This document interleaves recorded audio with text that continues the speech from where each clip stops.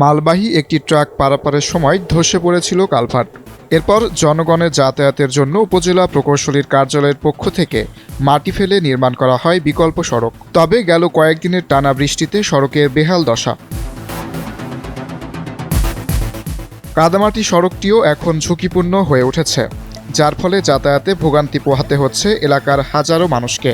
আমাদের হাজার হাজার মানুষ এই রোডে চলাচল। এইমাত্র আমি নপড়ায় যাচ্ছিলাম, একটা দুর্ভাগ্যজনক, অনেক আল্লাহর অশেষ রহমতে বেঁচে গেছি, একটা দুর্ঘটনা ঘটতে চলছিল।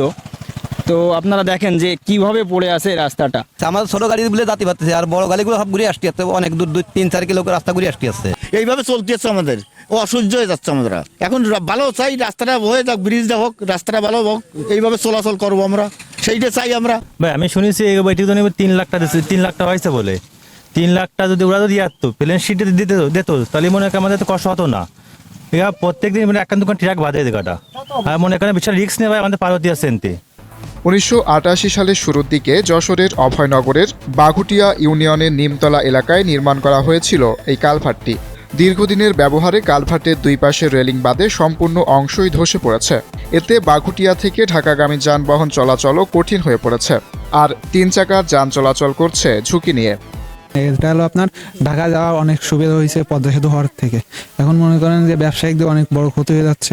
মানুষের জীবনের রিস্ক, তারপরে গাড়ি ঘোড়া যাচ্ছে না, তারপরে আমাকে সমস্যা অনেক। জায়গা জায়গায় রাস্তা খারাপ, জাম বাঁধতেছে, বিভিন্ন কষ্ট হচ্ছে, গাড়ি ঘোড়া এই ধরনের ক্ষতি হচ্ছে।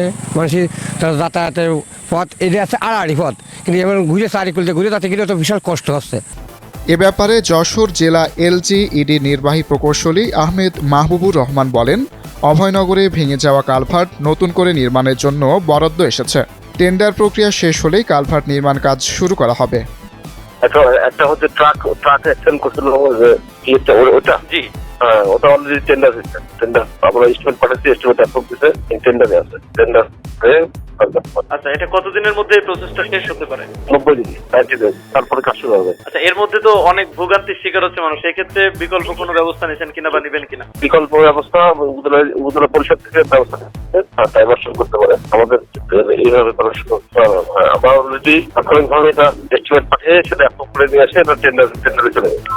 গুরুত্বপূর্ণ এ সড়কটি বন্ধ থাকায় ঢাকায় যেতে বাড়তি সময়ের পাশাপাশি যাত্রীদের গুনতে হচ্ছে অতিরিক্ত ভাড়া। তাই জনসাধারণের ভোগান্তি লাঘবে দ্রুত কালভার্টটি নির্মাণ করে চলাচলের উপযোগী করা হবে, এমনটাই প্রত্যাশা সকলের।